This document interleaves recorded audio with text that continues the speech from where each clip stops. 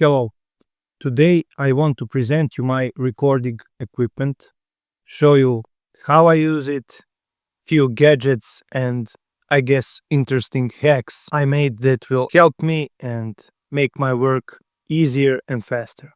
Let's start with the microphone. Here we have Rode blimp, but the fur is from a different blimp. And as you can see, there are three cables going out from the blimp. That's because I use three microphones inside. I will remove the fur and I will remove this windshield. So now you see that I have three microphones inside the blimp. The shotgun microphone is Rode and the stereo pair are line audio only one microphones. They look like this. And here I have this Rycote microphone holder. This allows me to put three microphones inside a blimp, so it is faster for me to switch between mono and stereo recordings when I record sound effects. You can also use something else instead of this Rycote microphone holder, and that is this. It costs less than $2 and it was made for pipes for the heating. I'm not gonna put the microphones inside, I don't want to ruin what I made inside a blimp, but I assure you that these microphones fit perfectly and it cost way less than the Rycote microphone holder. So, as you can see here, I have three cables for three microphones, but the cables are thinner than the standard ones. Okay, so I'm putting everything back. So now you can see that all three cables, these thinner cables, can fit this one hole made for one larger cable. These are actually made for headphones, but I place them on XLR connectors for the microphone. So all three cables can fit this hole made for one cable actually. Okay, and now the bag. This bag is actually made for Zoom F8 recorder,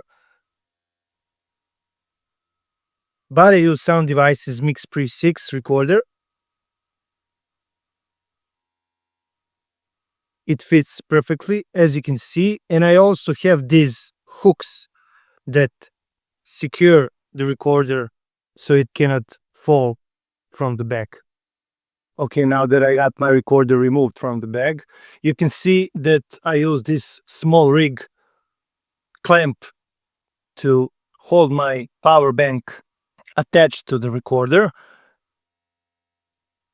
So this is my power bank. It is very big capacity and it allows me to power all four phantom power inputs for my condenser microphones. There's a screw between the clamp and the recorder, so you see it cannot be removed. There's also a screw here for the power bank, and be aware that some power banks cannot power all four microphone inputs with phantom power. I have another one which I will show you in another video, and that one is 50% less capacity and it only allows me to power two microphone inputs with phantom power on this recorder, so I cannot use it properly. And these are my headphones, Sony MDR 7506, very popular model for field recording. But as you can see, I don't know how this is called, but this thing that you put on your ears, this is not the factory condition. I bought new pillows on eBay, so these are much more comfortable. It's better quality, so I suggest you to replace them like I did. These line audio microphones are very good for vehicle recordings because they have a big dynamic range and the frequency response is very flat and they have a low noise level. I tried several different models for recording exhaust and engine sounds, but I was not satisfied with any of those. This model is perfect for me and I have 4 of these microphones. So that is all for today's video. I showed you my portable equipment for recording sound effects, mainly vehicles.